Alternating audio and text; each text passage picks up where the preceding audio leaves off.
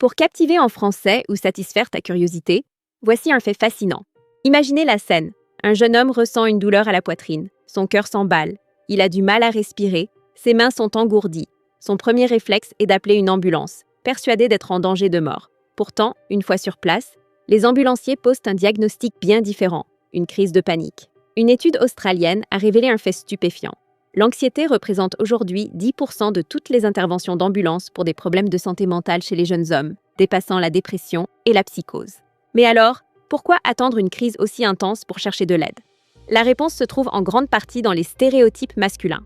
Depuis l'enfance, on apprend souvent aux garçons à être forts, à cacher leurs émotions et à ne pas montrer leur vulnérabilité.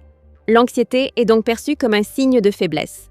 Par conséquent, beaucoup d'hommes ne savent pas reconnaître les symptômes ou n'osent tout simplement pas en parler.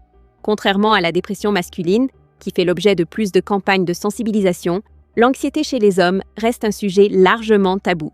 Il faut dire que les symptômes physiques peuvent être terrifiants et trompeurs. Une personnalité interrogée dans l'étude décrit sa crise ainsi. « Tout votre corps s'arrête.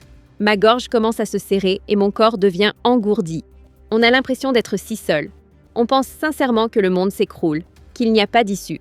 Avec un cœur qui bat à toute vitesse, le souffle coupé et des douleurs corporelles, la confusion avec une urgence médicale grave est facile à faire. Ce phénomène met en lumière un problème de santé publique majeur.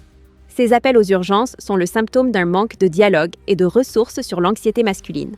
Apprendre à reconnaître les signes et en parler plus ouvertement sont les premières étapes pour que ces appels ne soient plus le premier, mais le dernier des recours. Abonne-toi pour plus de faits fascinants en français.